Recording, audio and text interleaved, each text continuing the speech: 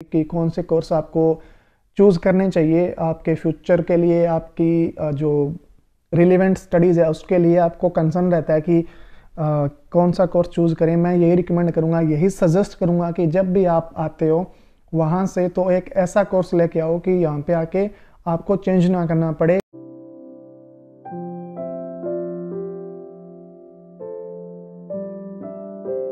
Hi hello everyone, this is Anil here and welcome back to my YouTube channel.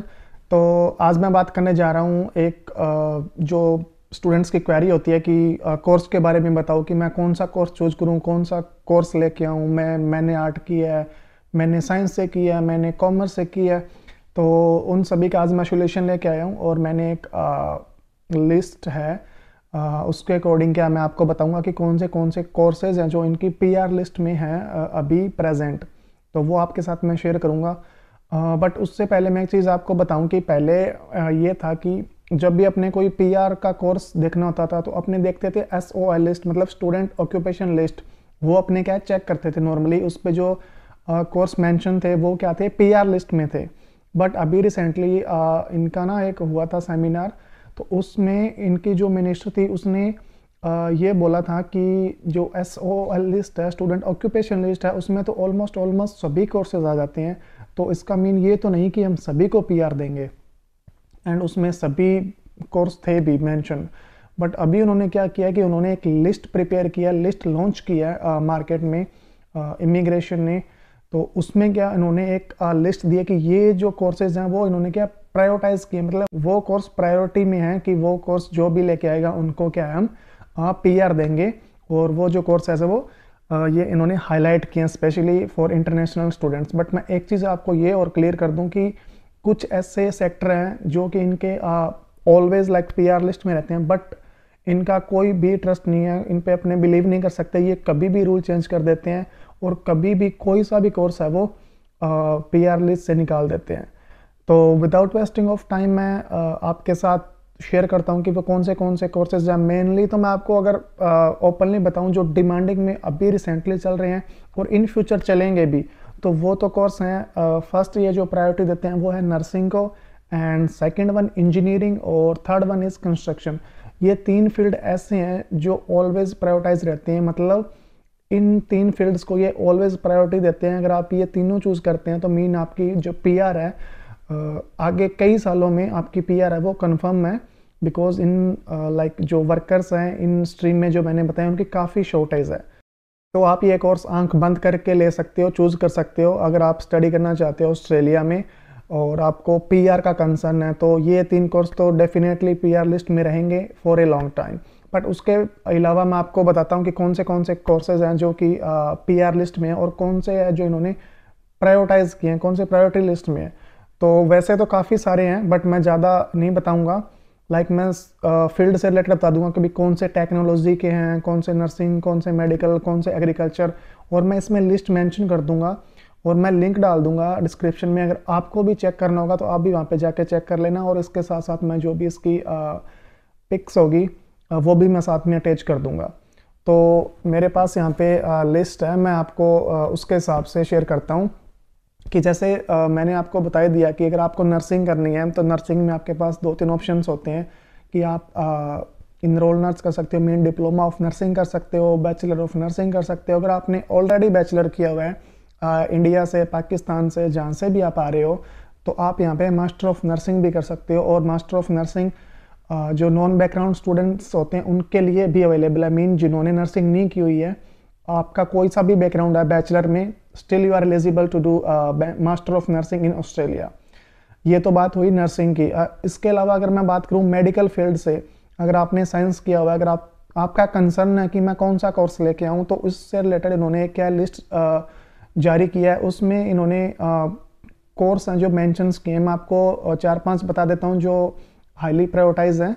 तो उसमें इन्होंने mention किया है कि बैचलर ऑफ साइकोलॉजी साइंस आप वो कोर्स लेके आ सकते हो, वो इन्होंने PR लिस्ट में मेंशन किया है।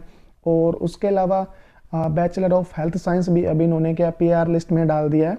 और इसके अलावा bachelor of medicine, bachelor of surgery, bachelor of medical laboratory science, एक लिस्ट है पूरी, कम से कम 10 कोर्स होंगे इसमें जो master of speech pathology, master of clinical psychology, master of applied behaviour analyst. तो मतलब एक पूरी लिस्ट इन्होंने दी है मेडिकल कोर्स के रिगार्डिंग। तो ये कोर्सेज हैं जो इन्होंने की मेन प्रायोरिटाइज किए हैं। अगर आपको बैचलर करना है तो बैचलर से भी, और अगर आपने मास्टर से करना है तो मास्टर से भी रिलेटेड आपको साइकोलॉजी साइंस हो गया, हेल्थ साइंस हो गया, मेडिसिन हो गई, उसके अलावा आप बैचलर ऑफ सर्जरी लेके आ सकते हो, मेडिकल लेबोरेटरी साइंस लेके आ सकते हो। उसके अलावा अगर आपने मास्टर्स करनी है तो मास्टर ऑफ स्पीच पैथोलॉजी आप लेके आ सकते हो, क्लिनिकल साइकोलॉजी लेके आ सकते हो, मास्टर ऑफ अप्लाइड साइकोलॉजी लेके आ सकते हो। उसके अलावा मास्टर ऑफ ऑडियोलॉजी स्टडीज़ आप लेके आ सकते हो। अगर आपका कंसर्न है कि मैं मेडिकल से हूँ, मैंने 12th या बैचलर साइंस से किया है, तो आप ये कोर्सेज लेके क्या है ऑस्ट्रेलिया में आ सकते हो। ये जो अभी हैं वो PR लिस्ट में है। तो उसके बाद में अगर मैं नेक्स्ट बात करूं तो इन्होंने कुछ लाइक जो प्रोफेशनल हेल्थ होते हैं, लाइक अपने बोल दें कि डेंटिस्ट हो गया, तो आप उसमें भी bachelor of dental science, bachelor of dental surgery, bachelor of dental science, bachelor of oral health, bachelor of dental technology, काफ़ी कोर्सेज इन्होंने मेंशन किए हैं। अगर आप मास्टर करना चाहते हैं तो master of dental public, master of clinical density. तो मतलब इन्होंने क्या ये 4-5 कोर्सेज हैं जो कि प्रोफेशनल हेल्थ से भी इन्होंने इसमें क्या है लिस्ट में मेंशन किए हैं। तो आप ये कोर्स भी चूज़ कर सकते हो अपनी स्टडी के रिगार्डिंग अगर आप साइंस से हो। एंड उसके बाद अगर मैं नेक्स्ट बात करूं, अगर आप कुछ डायग्नोस्टिक लाइक जो लैब टेक्नीशियंस होते हैं, अगर आपका वो स्ट्रीम है जो DMLT वगैरह आपने की हुई है, अगर आप ऑस्ट्रेलिया आना चाहते हो तो भी आपके लिए कोर्सेज हैं। Bachelor of applied science, bachelor of medical radiation science, bachelor of medical imaging, 3-4 courses इन्होंने क्या इसमें मेंशन किए हैं। 3-4 नहीं, इसके अलावा भी हैं, वो आप लिस्ट देख लेना। काफ़ी लंबी हो जाएगी वीडियो अगर मैं सिंगल बताने लग गया तो, बट मैं जो मेन है वो आपको मैं बता रहा हूँ। अगर इसमें मैं बात करूँ मास्टर की तो master of medical imaging, master of diagnostic radiography, ये कोर्सेज हैं जो आपके DMLT से जो लैब टेक्नीशियंस वगैरह होते हैं उनसे रिलेटेड है। आप ये कोर्स क्या है चूज़ कर सकते हो। एंड देन मैं नेक्स्ट बात करूं इसके अलावा तो टीचिंग लाइन में अगर आप आना चाहते हो तो भी आपके लिए काफ़ी अच्छी प्रायोरिटीज़ है, और काफ़ी कोर्सेज हैं जो कि टीचिंग में अभी क्या है PR लिस्ट में है। तो इन्होंने अभी मेंशन किया है वो है बैचलर ऑफ अर्ली चाइल्डहुड आप लेके आ सकते हो, bachelor of early childhood education इन्होंने मेंशन इसमें किया है, बैचलर ऑफ एजुकेशन, और इसके अलावा बैचलर ऑफ आर्ट्स और bachelor of education secondary humanitarian और बैचलर ऑफ आर्ट्स। इन्होंने क्या ये जो टीचिंग से है वो बैचलर में क्या कुछ ऐड किए हैं।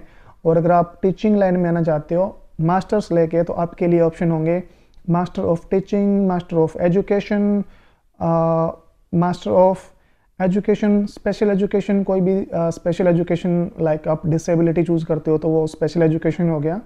एंड उसके अलावा मास्टर ऑफ टीचिंग अगर आप प्राइमरी सेकेंडरी जिस हिसाब से चूज़ करते हो वो भी इसमें क्या इन्होंने मेंशन किए हुआ है टीचिंग से रिलेटेड। और मैं नेक्स्ट बात करूं तो इंजीनियरिंग, अगर आप इंजीनियरिंग लेके आना चाहते हो तो आपके लिए कौन से ऑप्शंस हैं, तो इन्होंने मेंशन किया इसमें बैचलर ऑफ इंजीनियरिंग आप लेके आ सकते हो, बैचलर ऑफ बायोमेडिकल साइंस आप लेके आ सकते हो, बैचलर ऑफ मेडिकल साइंस लेके आ सकते हो, बैचलर ऑफ प्रोजेक्ट मैनेजमेंट आप लेके आ सकते हो, बैचलर ऑफ सिविल इंजीनियरिंग आप लेके आ सकते हो, और इसके अलावा bachelor of engineering technology civil ये दोनों एक ही हो गए वो भी आप लेके आ सकते हो। और इसके अलावा अगर आपको लेके आना है तो मास्टर्स में मैं बात करूं तो master of biotechnology, master of construction management, master of science, master of engineering management और master of engineering science management और मास्टर ऑफ फिलोसफी, ये सारे जो कोर्सेज मैंने बताए हैं वो है इंजीनियरिंग से रिलेटेड। अगर आपका कंसर्न है कि मैं कौन से कोर्स चूज़ करूं इंजीनियरिंग में तो ये आप कोर्स है क्यों चूज़ कर सकते हो। देन इसके बाद मैं बात करूं इंजीनियरिंग टेक्नोलॉजीज, जो टेक्नोलॉजी होती है उस लाइन में अगर मैं बात करूं तो उसमें आप कौन से कोर्स चूज़ कर सकते हो जो कि PR लिस्टेड है अभी रिसेंटली एट प्रेजेंट, तो वो है बैचलर ऑफ इंफॉर्मेशन टेक्नोलॉजी आप चूज़ कर सकते हो, बैचलर ऑफ कंप्यूटर साइंस आप चूज़ कर सकते हो, bachelor of business information system आप चूज़ कर सकते हो, bachelor of networking, bachelor of science computer science आप चूज़ कर सकते हो इसमें, और बैचलर ऑफ इंफॉर्मेशन सिस्टम आप चूज़ कर सकते हो, बैचलर ऑफ साइबर सिक्योरिटी आप चूज़ कर सकते हो। काफ़ी सारे ऑप्शंस दिए हैं इन्होंने टेक्नोलॉजी लाइन में अगर आप आना चाहते हैं तो। अगर इसके अलावा मैं टेक्नोलॉजी की मास्टर्स में बात करूं, आपने वहाँ से ऑलरेडी बैचलर किया हुआ है, यहाँ पे मास्टर कोर्स लेना है, तो उसके लिए आपके लिए क्या क्या ऑप्शन रहेंगे, तो उसमें रहेगा master of information technology, master of data science, master of computer science, master of cyber security, master of networking, master of technology software engineering, और master of cyber security, master of computing and innovation. ये जो courses हैं वो इन्होंने क्या है technology से engineering से रिलेटेड है, वो पीआर में लिस्ट है वो उसमें मेंशन किए हैं। उसके अलावा जो एक और स्ट्रीम है साइंस से रिलेटेड ही हो गया एग्रीकल्चर। अगर आप एग्रीकल्चर लेके आना चाहते हो, आपने +2 एजी से किया है और यहाँ पे एग्रीकल्चर फील्ड में आना चाहते हो, तो कौन से कोर्सेज आपके लिए बेनिफिशियल रहेंगे, तो इसमें आप bachelor of science, bachelor of medicine, bachelor of biomedical science, bachelor of agriculture, bachelor of agriculture science, और bachelor of environmental science, bachelor of advance science, bachelor of environmental management course भी इन्होंने क्या अभी priority list में डाल दिया है PR related, जो कि आप चूज़ कर सकते हो अगर आपको एग्रीकल्चर लाइन में आना है तो। इसी से रिलेटेड इन्होंने मास्टर्स में भी कुछ कोर्स हैं जो इन्होंने क्या है इसमें मेंशन किए हैं। वो कौन से हैं, master of environmental science, master of environmental management, master of marine biology, master of biotechnology, master of agriculture science, master of biotechnology and master of environmental and sustainability and master of molecular biology. इन्होंने ये courses हैं जो biology से agriculture से related है वो PR list में mention किए हैं। मतलब आप अपना स्ट्रीम चेंज करने की ज़रूरत नहीं है, उसी स्ट्रीम में आ सकते हो और पीआर भी हो सकते हो, क्योंकि ये सभी कोर्सेज हैं जो इन्होंने प्रायोरिटी लिस्ट में डाल दिए हैं।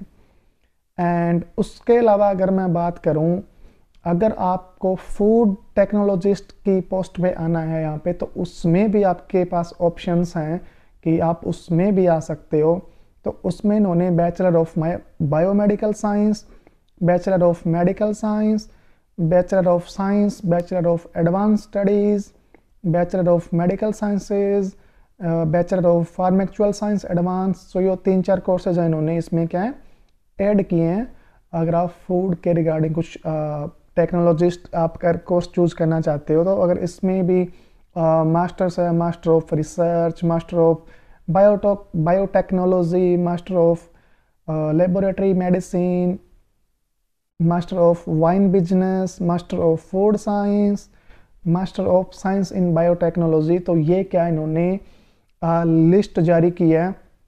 ये एक पूरी आई डोंट नो इसमें आपको दिख रही है या नहीं दिख रही, पूरी एक बड़ी लिस्ट है। मैं इसमें मेंशन कर दूंगा लिंक, और इसके जो स्क्रीनशॉट भी ऐड कर दूंगा, जिससे कि आपको हेल्प मिल जाएगी कि कौन से कोर्स आपको चूज़ करने चाहिए आपके फ्यूचर के लिए। आपकी जो रिलेवेंट स्टडीज़ है उसके लिए आपको कंसर्न रहता है कि कौन सा कोर्स चूज़ करें। मैं यही रिकमेंड करूँगा, यही सजेस्ट करूँगा कि जब भी आप आते हो वहाँ से तो एक ऐसा कोर्स लेके आओ कि यहाँ पे आके आपको चेंज ना करना पड़े। मीन आप क्या है पीआर लिस्ट जो कोर्स चूज़ करोगे तो आप 2 साल की स्टडी करके अपनी पीआर भी डाल सकते हो, तो आपका फ्यूचर है वो ब्राइट होगा और आपको धक्के नहीं खाने पड़ेंगे। एज ए इंटरनेशनल स्टूडेंट यहाँ पे आके कोई भी सजेस्ट नहीं करेगा आपको कि गाइड नहीं करेगा अभी इस वे में जाओ, इस वे में जाओ। जो भी आपको मिलेगा वो पैसे बनाने की करते हैं यहाँ पे सभी, तो वो खुद का बेनिफिट देखेंगे। जहाँ पे उनका टाई अप होगा तो वहाँ पे वो खुद के एडमिशन्स करवाएंगे। और इसके अलावा मैं एक बात जो मैं बता दूँ कि